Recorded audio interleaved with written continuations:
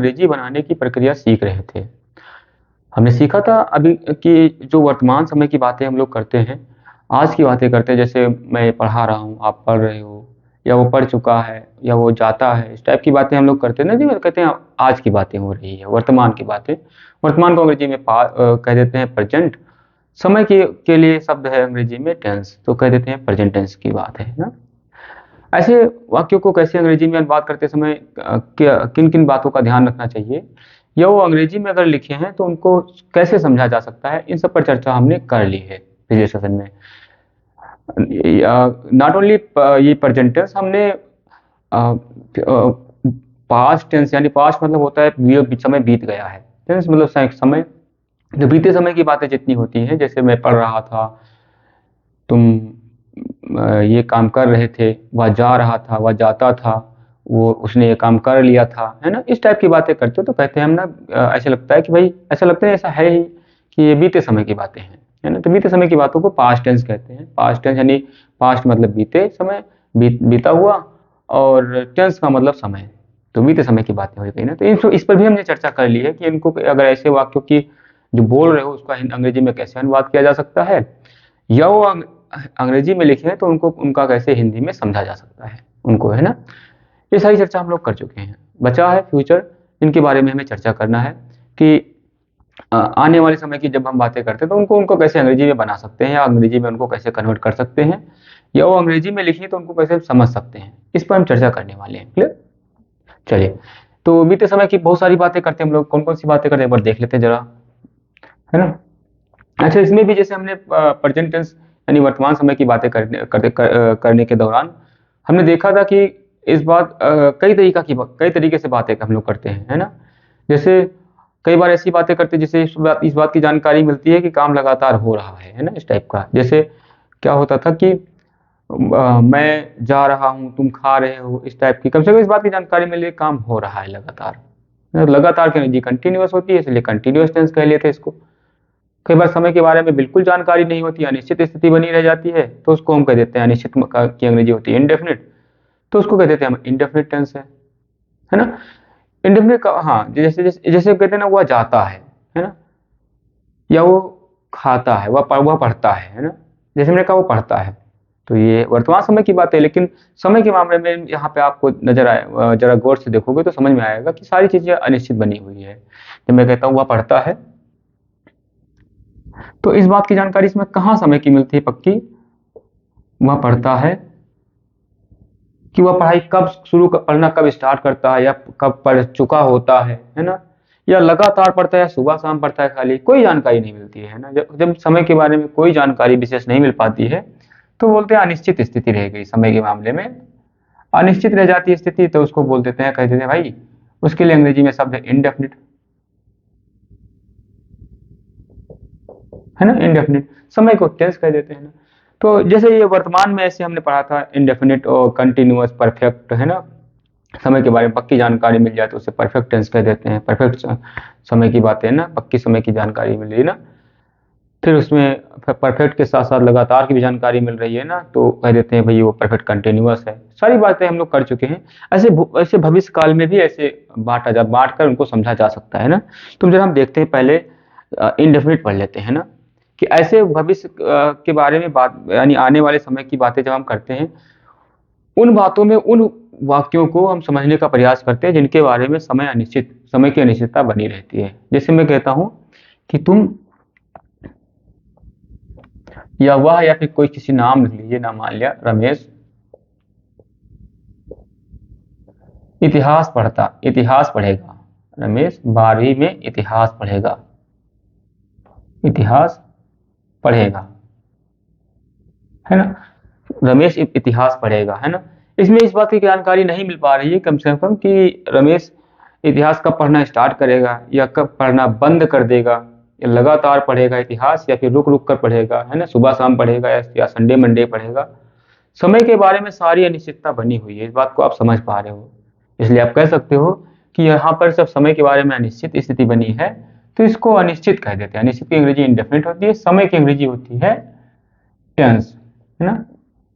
इसलिए टेंस कह देते हैं, ऐसे वाक्यों को कह देते हैं इंडेफिनिट टेंस। तो इनको भी हम कह लेंगे ये कैसे वाक्य है, इंडेफिनिट टेंस।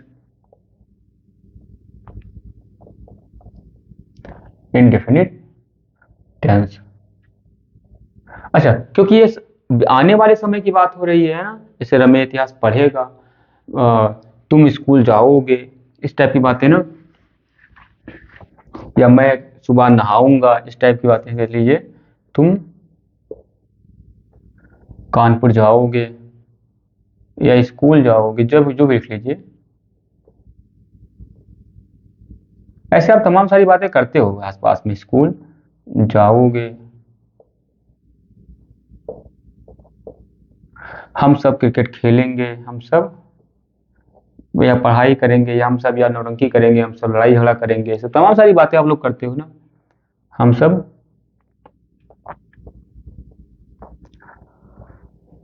सब गेंद खेलेंगे, या फिर कह सकते हैं क्रिकेट खेलेंगे,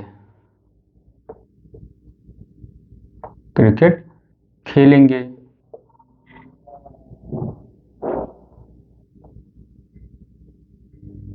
खेलेंगे ना, हम सब झूठ नहीं बोलेंगे, या तुम झूठ बोलोगे, इस टाइप की बातें ना, तमाम सारी बातें ऐसे करते हो, है ना। इसके अब इन सब बात को पढ़कर देख लेना, है ना। जैसे तुम स्कूल जाओगे, कोई पक्की जानकारी, तुम स्कूल कब जाना शुरू करोगे, कब स्कूल पहुंच जाओगे, इस बारे में कोई जब ये कहते हो कहीं जानकारी मिलती है, नहीं मिलती है। तुम स्कूल रोज जाओगे या रुक रुक कर जाओगे, संडे मंडे को जाओगे, कोई लगातार जाओगे, कोई जानकारी इसमें नहीं रहती। समय के बारे में सारी अनिश्चित स्थिति बनी रहती है, इसलिए ऐसे वाक्यों को कह देते हैं इंडेफिनिट टेंस, है ना। समझ पा रहे हो आप। अच्छा, क्योंकि ये भविष्य के बारे में बात हो रही है, आने वाले समय की बात हो रही है, इसलिए आने वाले समय या भविष्य को अंग्रेजी में कह देते हैं फ्यूचर। तो इसके आगे फ्यूचर भी लिख लेते हैं, फ्यूचर, यानी कौन सा वाक्य हो गया, फ्यूचर इंडेफिनिट टेंस, है ना। ऐसे तमाम सारे वाक्य बोलते रहते हैं आप, है ना। कई बार धमकी वाले वाक्य भी बोलते हैं ना, कि मैं तुम्हें नहीं भूलूंगा, या मैं तुम्हें माफ नहीं करूंगा, मैं तुम्हारी मदद जरूर करूंगा, है ना। ऐसे भी वाक्य बोलते हैं। कई बार बाध्यता वाली वाक्य बोलते हैं ना, कि तुम्हें यह काम करना पड़ेगा, इस टाइप की वाक्य बातें करते हो ना। तो उनको भी एक बार देख लेते हैं। जैसे तुम्हें मछली बनाना पड़ेगा, है ना, या भूगोल पढ़ना पड़ेगा, तुम्हें भूगोल पढ़ना पड़ेगा, है ना।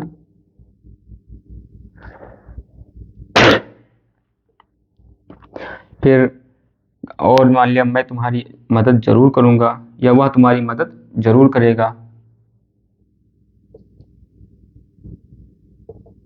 वह तुम्हारी मदद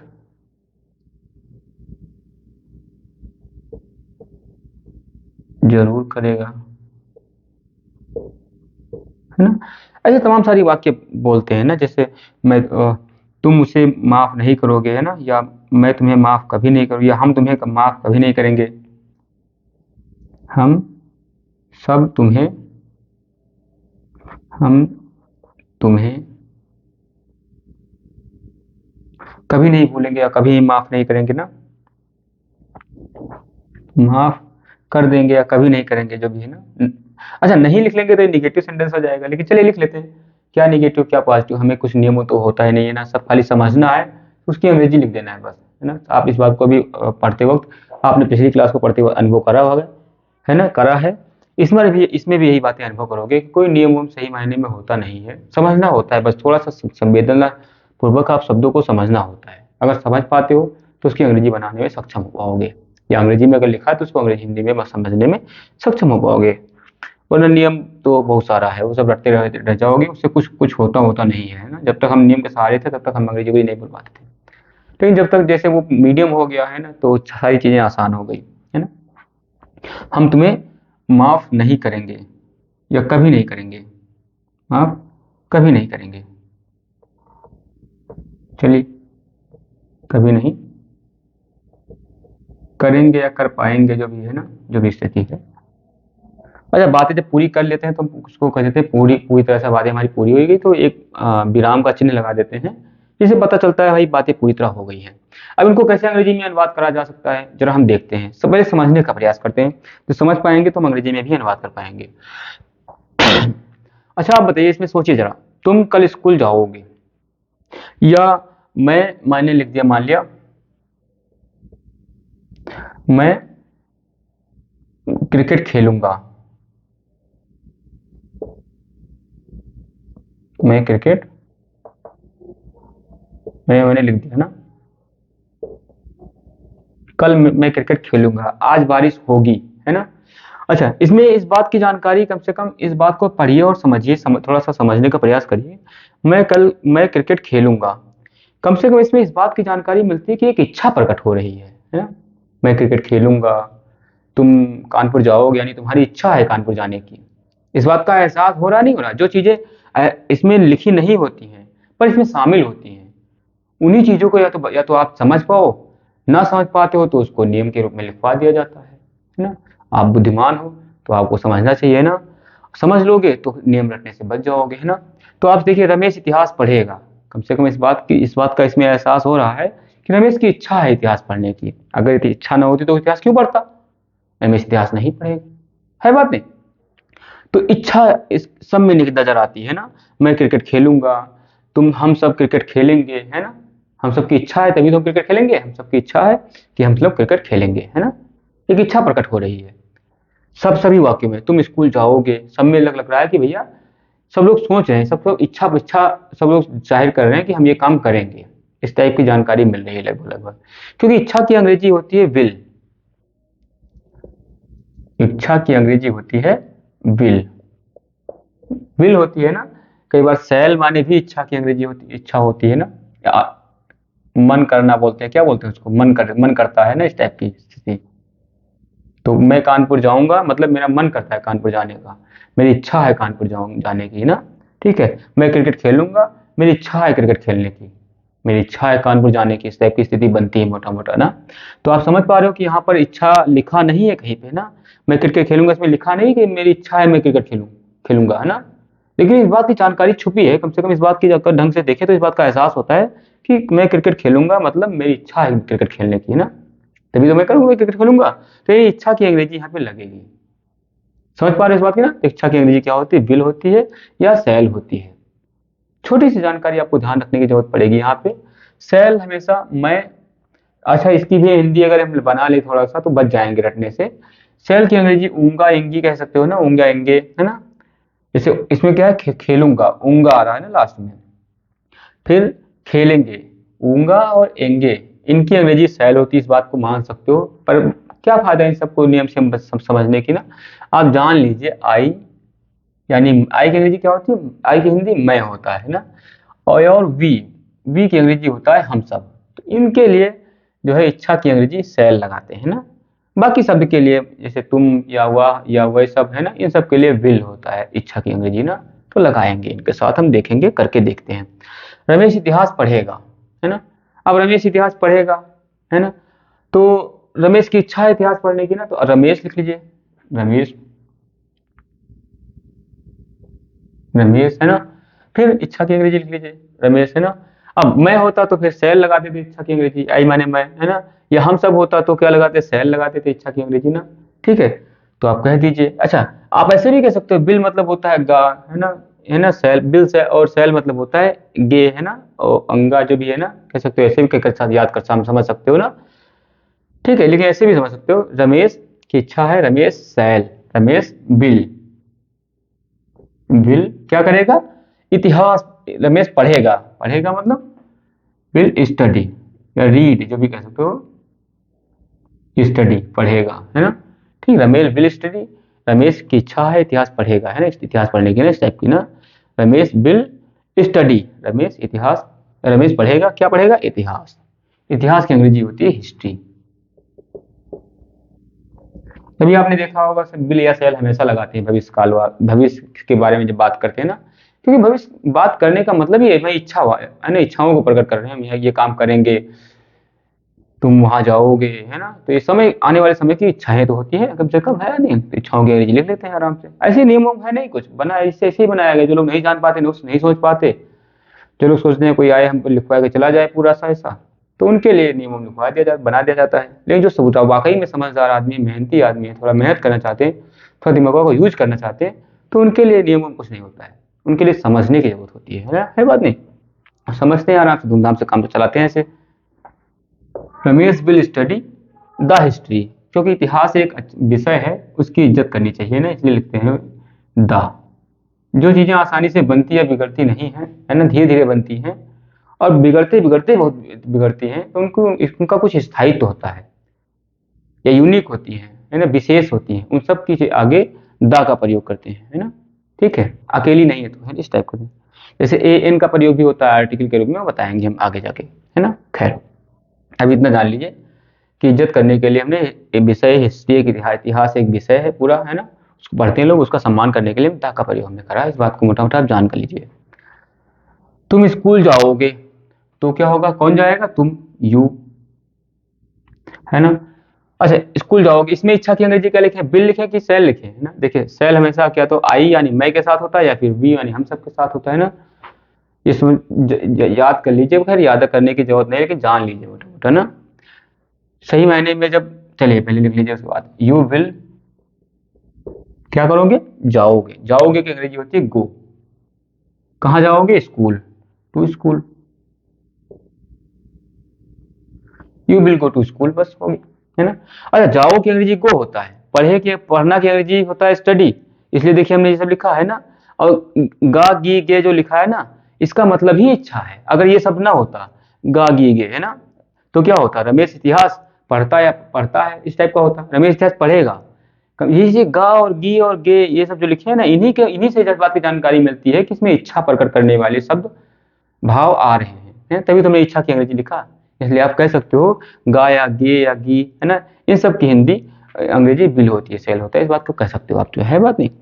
खैर, you will go to school, तुम स्कूल जाओगे। हम सब क्रिकेट खेलेंगे, कौन खेलेगा, हम सब। हम सब की अंग्रेजी होती है वी। अच्छा, वी के साथ इच्छा की अंग्रेजी लगाते हैं सैल। सैल क्या करेंगे, खेलेंगे, प्ले। प्ले माने खेलना। अब खेले, और गे की अंग्रेजी होता है सैल, हमें कहते हैं गे, है ना। खेलेंगे, एंगे, है ना, यानी इच्छा हमारी हो गई। गे सबसे क्या लेते हैं, इच्छा प्रकट हो रही है, उसकी अंग्रेजी में लिख दिया पहले ना, प्ले। ठीक है, खेलेंगे। हम खेलेंगे, क्या खेलेंगे, क्रिकेट, तो क्रिकेट लिख दीजिए अंग्रेजी, क्रिकेट, है ना। हम सब क्रिकेट खेलेंगे, we shall play the cricket, हम सब क्रिकेट खेलेंगे।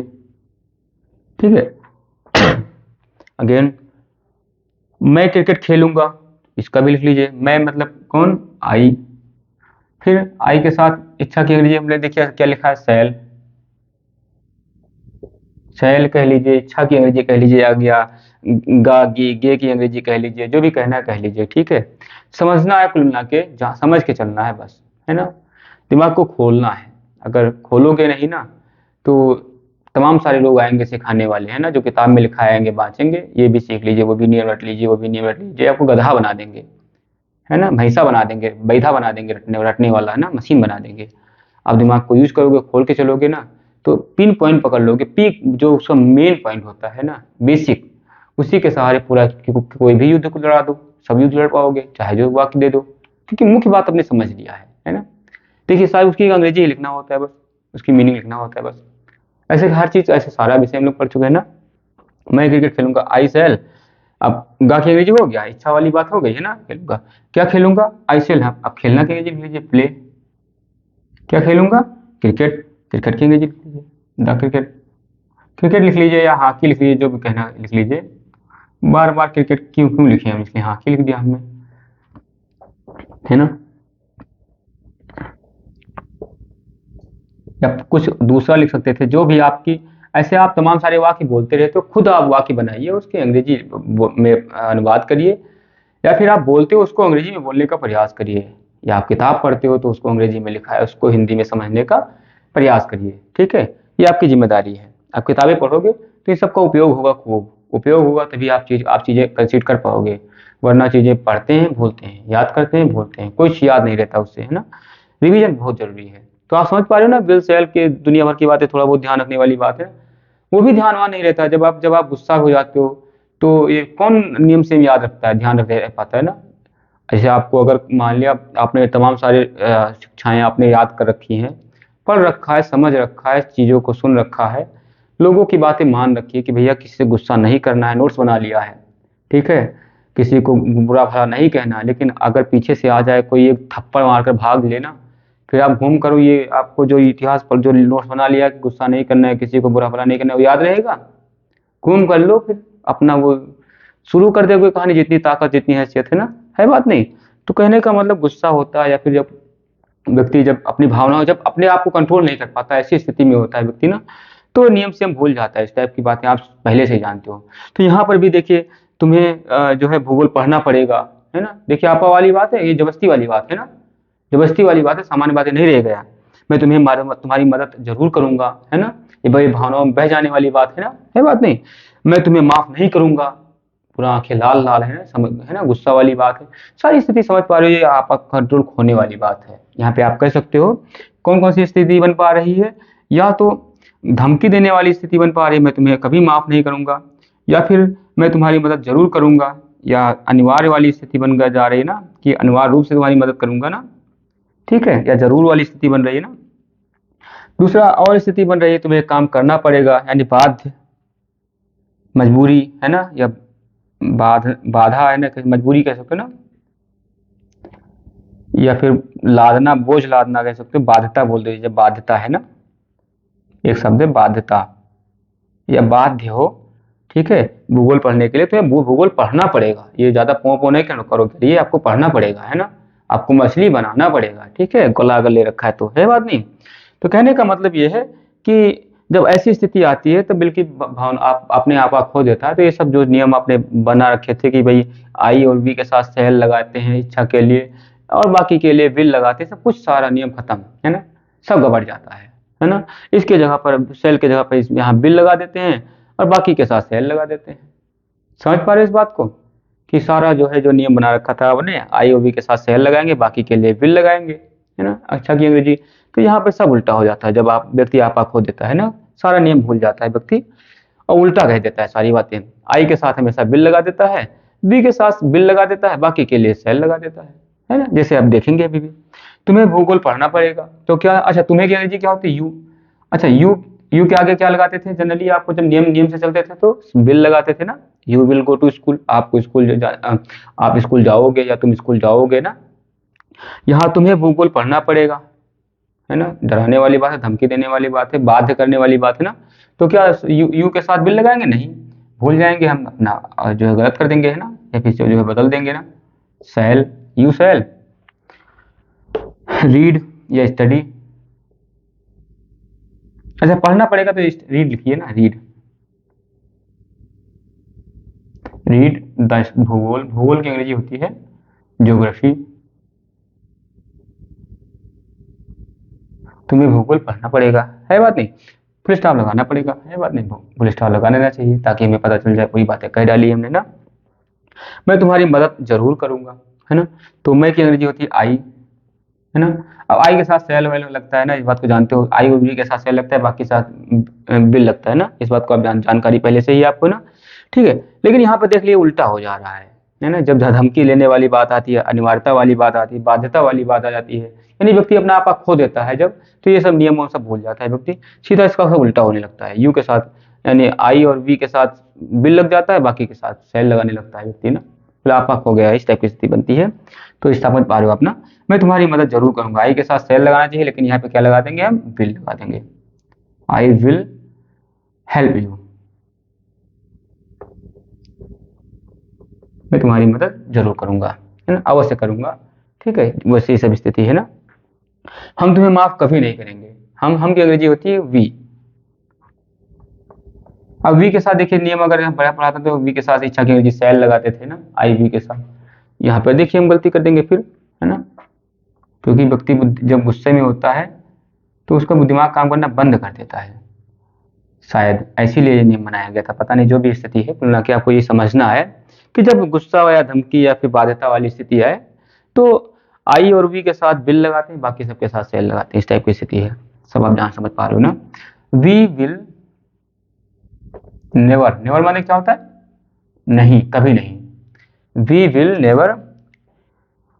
अच्छा माफ करो ना, माफ करने की अंग्रेजी होती है फारगिव, है ना, वी विल नेवर फारगिव यू, फारगी होती है, क्या होता है फारगी मतलब?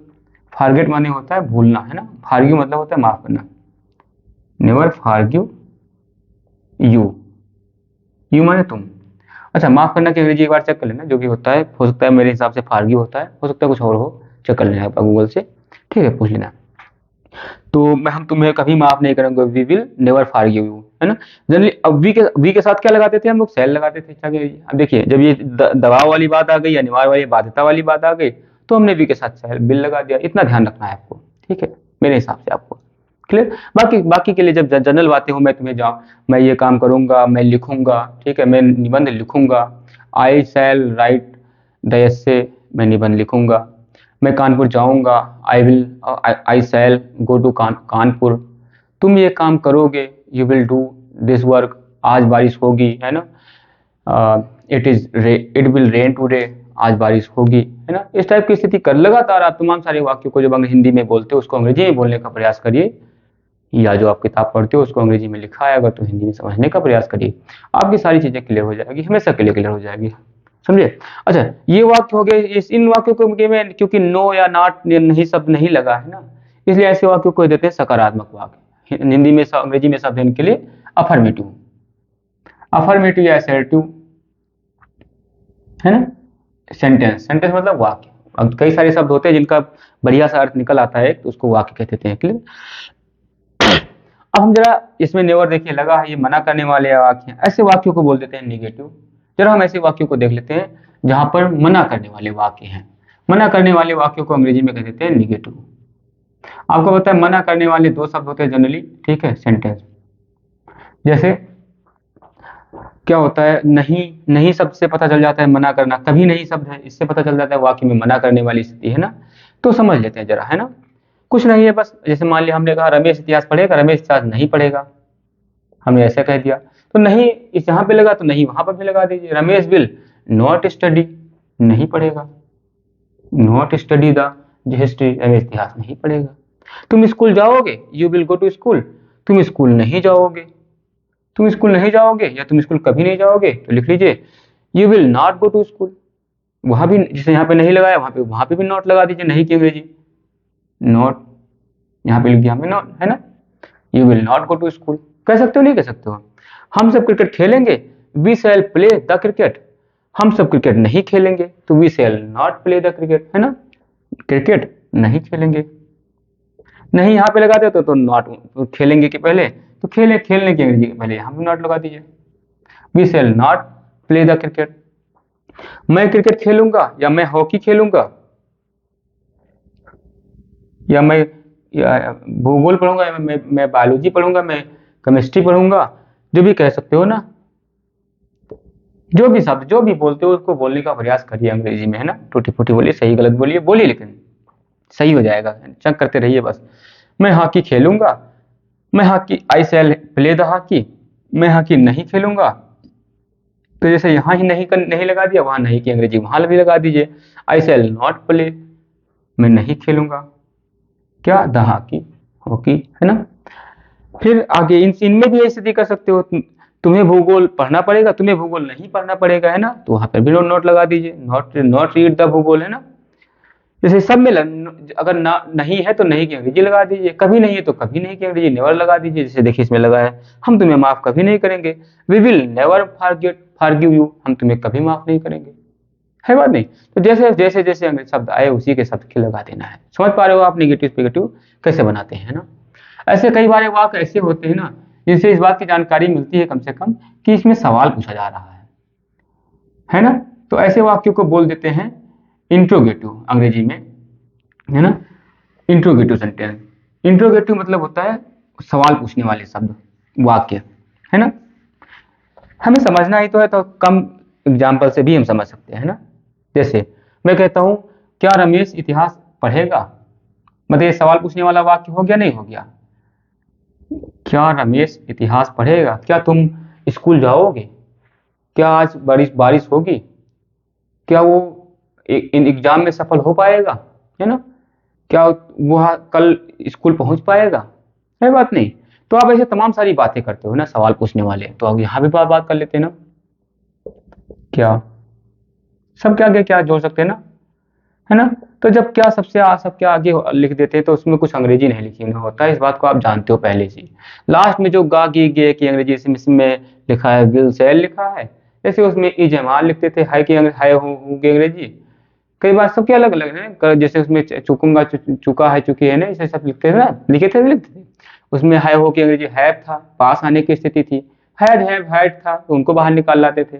तो इसमें भी क्या की अंग्रेजी लिखने की जरूरत नहीं है, सिर्फ ऐसी जो लास्ट में गा गी गए उनकी अंग्रेजी बाहर निकाल लाने की जरूरत है। उनकी अंग्रेजी यही विल सेल होती है तो उनको बाहर निकाल लाइए, बस हो गया। जैसे हमने क्या कहा, रमेश इतिहास पढ़ेगा, Ramesh will study the history, तो मैंने क्या कह दिया, क्या रमेश इतिहास पढ़ेगा। तो जो सवाल पूछे तो भैया सवाल वाला निशान लगा दीजिए, है ना। देखिए तमाम सारे हम वाक्य नहीं करेंगे क्योंकि वही बार बार करने की जरूरत नहीं, का फायदा ना। एक एक एग्जाम्पल से भी समझा जा सकता है स्थिति को, है ना। क्या रमेश इतिहास पढ़ेगा, रमेश, अब बिल को बाहर निकाल लेंगे, बस हो गया बिल रमेश। अब रमेश को कैपिटल स्मॉल बना दीजिए, है ना। वाक्य का पहला अक्षर ही कैपिटल होता है, बाकी सब अक्षर को हम स्मॉल बना सकते हैं। Ramesh will Ramesh study the history, क्या रमेश इतिहास पढ़ेगा, है ना। क्या तुम स्कूल जाओगे, तो फिर इसका भी बिल बाहर निकाल लीजिए ना, विल, है ना। Will you go to school, क्या तुम स्कूल जाओगे। तमाम सारी बातें ऐसे दोस्तों से करते रहते हो आप, उसको अंग्रेजी में बोलने का प्रयास करिएगा, है ना। इसके अलावा तमाम सारे शब्द इस तरह से बोलते हो, इन तरह के शब्दों को बोला जा सकता है, आप दिन भर में बोलते रहते हो हिंदी में, उसको अंग्रेजी में बोलने का प्रयास करिएगा ताकि आपकी अंग्रेजी सही हो जाए। बोलिए हिंदी, बोलिए अंग्रेजी, कुछ भी बोलिए, लेकिन आपको सही करना चाहिए, कम से कम जानकारी होनी चाहिए आपको, क्योंकि आगे की जो उच्च क्लास की पढ़ाई होगी वो अंग्रेजी में होने वाली है, या फिर अन्य जो भी एग्जाम देने जा रहे हो उसमें अंग्रेजी की टेस्ट करा जाता है, जांच करा जाता है ना, कि आपको अंग्रेजी आती है कि नहीं आती है। क्योंकि आज की दुनिया डिजिटल का वर्ल्ड है पूरा, है ना, मोबाइल की दुनिया है, कंप्यूटर की दुनिया है, उसमें ज़्यादातर अंग्रेजी का बोलबाला है, अंग्रेजी भाषा को ज़्यादा उसमें प्रयोग करा जाता है जनरली, है ना। या किताबों में भी कई बार इस बात की लोग शिकायत करते हैं कि अच्छे कंटेंट या फिर ज़्यादातर लोग अंग्रेजी में लिखने का प्रयास करते हैं। तो अगर ढंग से तैयार पढ़ना है, समझना है, आगे की बहुत सारी बड़े बड़े एग्जाम देना है, तो अंग्रेजी आपकी सही होनी चाहिए, मजबूत होनी चाहिए। इस बात की ऐसी जरूरत की बात हर लोग करते हैं ना, हर समझदार लोग करते हैं। तो इसलिए कुल मिला के अंग्रेजी आपको आनी चाहिए, कहने का मतलब सीधे सी बात है ना। तो इसके लिए आप लगातार बोलिए, उपयोग करिए, तभी आएगी, ये नियमों याद करने से नहीं आती कभी, ठीक है। क्या हम सब क्रिकेट खेलेंगे, तो इसका भी लिख लीजिए, क्या कि अंग्रेजी लिखने की जरूरत नहीं, सेल बाहर निकाल लीजिए बस, जो था विल या सेल जो भी था उसको बाहर निकाल लीजिए बस। Will we play the cricket, क्या हम सब क्रिकेट खेलेंगे। अच्छा कल की बात कर रहे हो, क्या हम सब कल क्रिकेट खेलेंगे, तो कल की अंग्रेजी पे लगा दीजिए टुमारो, टुमारो माने कल, आने वाले कल की अंग्रेजी होती है टुमारो, TMMROW होता है शायद ना। हाँ। क्या हम सब कल क्या हम सब कल क्रिकेट खेलेंगे, shall be play the cricket tomorrow, है ना, लिख दिया हमने ना। कुल मिला के शैल या बिल को बाहर निकाला है, बस क्या की अंग्रेजी हो गई। इनके उत्तरों को हाँ या ना में उत्तर दिया जा सकता है। जब हाँ या ना में उत्तर दे सकते हो तो दूसरा सवाल बनता है कि अब बनता है रमेश इतिहास क्यों पढ़ेगा, या रमेश इतिहास क्यों नहीं पढ़ेगा, रमेश इतिहास कब पढ़ेगा, रमेश इतिहास कितना पढ़ेगा, रमेश इतिहास कैसे पढ़ेगा। कई सारे सवाल बन सकते हैं। तो क्या, कौन, कहाँ, कब, कैसे, जब, है ना, ऐसे भी सवाल पूछे सब आप मतलब यूज किए जाए सवाल पूछने में, तो उनका जवाब हाँ या ना में नहीं दिया जा सकता। जैसे मैं कहता हूँ रमेश इतिहास पर क्यों पढ़ेगा, रमेश इतिहास कब क्यों पढ़ेगा ना, तो क्या इसका हाँ या ना में उत्तर दिया जा सकता है, नहीं। कुल मिला के इसके लिए कुछ बोलना पड़ेगा, ये कारण है इसके लिए रमेश इतिहास नहीं पढ़ेगा ना, कुछ वाक्य बोलना पड़ेगा, हाँ या ना में उत्तर नहीं दिया जा सकता। ऐसे वाक्यों के लिए उस शब्द की अंग्रेजी लिखनी पड़ती है जो वाक्य प्रश्नवाचक शब्द पूछा गया, शब्द रखा गया है सेंटेंस में ना। अच्छा, तो लेकिन ये स्थिति पहले से बनी रहेगी, है ना। अगर मैं पूछता हूँ क्या रमेश इतिहास क्यों पढ़ेगा, है ना, मैं रमेश इतिहास क्यों पढ़ेगा या रमेश इतिहास कब पढ़ेगा, मैं कहता हूँ रमेश इतिहास कब पढ़ेगा, है ना। तो इसमें इस बात की जानकारी है, पहले से सवाल पूछ लिया गया है। इस सवाल जब पूछा गया रमेश इतिहास कब पढ़ेगा, इससे पहले यह सवाल पूछ लिया गया है, रमेश इतिहास क्या रमेश इतिहास पढ़ेगा, तब आपने बता दिया हाँ या ना, जो भी बताया ना। अगर हाँ कहा तो दूसरा सवाल तब बना, रमेश इतिहास कब पढ़ेगा। दूसरा सवाल तब बना, है ना। यानी पहला दूसरा सवाल जो पूछा गया, रमेश इतिहास कब पढ़ेगा, रमेश इतिहास क्यों पढ़ेगा, इसमें इस बात की ये बात शामिल है कि पहला वाला सवाल पूछा जा चुका है। क्या रमेश इतिहास पढ़ेगा? हाँ। अब बताइए रमेश इतिहास कब पढ़ेगा, रमेश इतिहास कितना पढ़ेगा, रमेश इतिहास क्यों पढ़ेगा। तो इसलिए देखिए, जब आप ये लिखते हो रमेश इतिहास कब पढ़ेगा, तो इसमें विल पहले लगा रहता है, यानी क्या वाला वाक्य पहले हुआ बना रहता है। Will Ramesh study the history, क्या रमेश इतिहास पढ़ेगा, रमेश इतिहास कब पढ़ेगा। अब कब की अंग्रेजी लगा देंगे बस। कब की अंग्रेजी क्या होती है? व्हेन। अच्छा, रमेश इतिहास क्यों पढ़ेगा, तो क्यों की अंग्रेजी लगा देते। जो शब्द आए अंग्रेजी, सब प्रश्नवाचक शब्द, उसकी अंग्रेजी लगा देते हैं, है ना। समझने वाली बात यह है इसमें, क्या रमेश इतिहास पढ़ेगा, उसकी अंग्रेजी यहां से स्टार्ट होती थी ना, will Ramesh study the history. तो क्या सब हमने अगर इसमें छुपा लिया रमेश इतिहास पढ़ेगा, तभी इस बात में इसमें शामिल है कि क्या रमेश इतिहास पढ़ेगा, वो शामिल है। हाँ, फिर दूसरा सवाल है रमेश इतिहास कब पढ़ेगा, when will Ramesh study the history, है ना। इसलिए क्या लिखे या ना लिखे, जब दूसरा सवाल पूछा जाता है तो उसमें क्या शब्द शामिल रहता है बात नहीं। इसीलिए देखिए क्या वाला शब्द हमने काटा नहीं है ना। अगर क्या वाला शब्द नहीं होता तो विल आगे लिखा होता, रमेश पीछे लिखा होता है ना। रमेश आगे लिखा होता, विल पीछे लिखा होता है ना। तो क्या रमेश इतिहास कब पढ़ेगा, इसकी अंग्रेजी क्या होगी, व्हेन विल रमेश, विल अब इस्तेमाल हो जाएगा, when will Ramesh study the history, Ramesh इतिहास कब पढ़ेगा, है ना। तुम स्कूल क्यों जाओगे, तुम स्कूल कितना जाओगे, तुम स्कूल किसके लिए जाओगे, तुम स्कूल कैसे जाओगे। तमाम सारे वाक्य हो सकते हैं, तमाम सारे शब्द हो सकते हैं, सबकी अंग्रेजी आप जानते हो। जो अंग्रेजी जैसे क्यों की अंग्रेजी होती है व्हाई, कहाँ की अंग्रेजी होती है व्हेयर, ये सब लिखवा चुके हैं, बता चुके हैं पिछले सेशन में, ठीक है। हमको फॉलो करना है, कुछ देखना, ठीक है,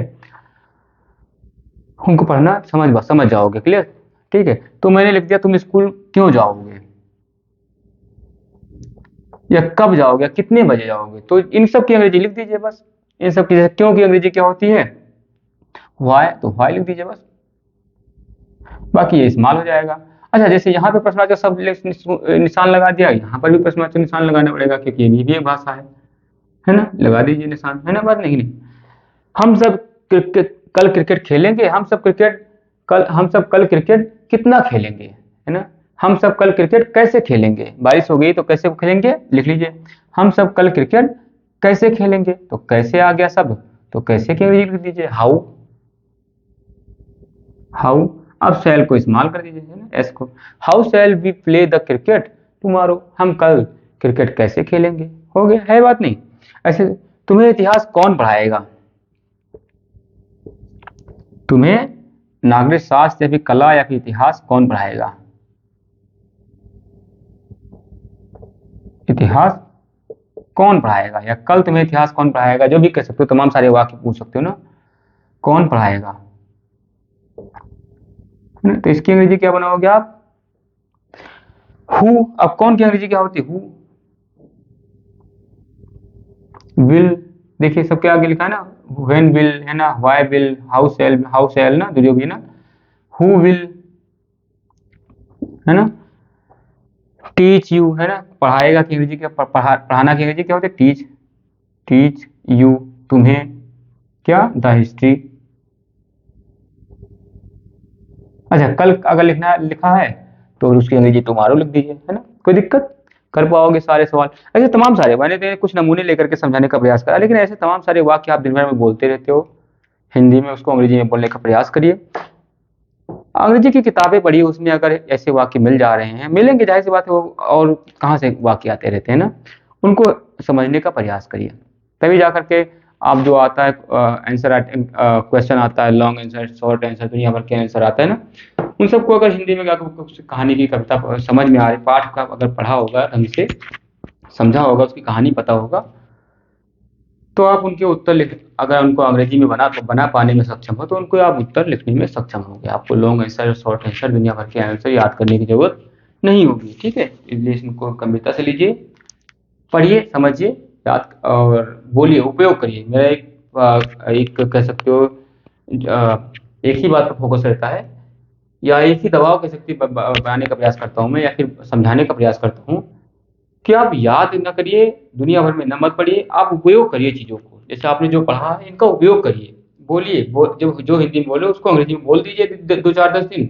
हो सकता है 1 2 बार गलत बोलो, लेकिन उसको गलत बोलोगे तो सही सही का सही करना पड़ेगा, सही कर लोगे हमेशा के लिए सही हो जाएगा, फिर कभी नहीं बोलोगे। अगर उपयोग करना स्टार्ट कर दिया चीज़ों को, वो चीज़ें कभी नहीं भूलती हैं। जिन चीज़ों को उठाकर रख दिया जाता है वो धीरे धीरे भूलने लगती हैं, सड़ने लगती हैं, है ना? या फिर सड़ने वाली होंगी तो सड़ने लगेंगी, नहीं भूलने वाली होंगी तो भूलने लगेंगी। जो चीज़ें रखी रह जाती है वो पीछे हो जाती है, इस बात को मान लीजिए, है ना? रुका हुआ पानी हमेशा गंदा होने लगता है, इस बात को आप जानते हो, है ना? बहते रहिए, उपयोग करते रहिए चीज़ों को, सारी वो चीज़ें आप क्लियर कर पाओगे, ठीक है? चलिए।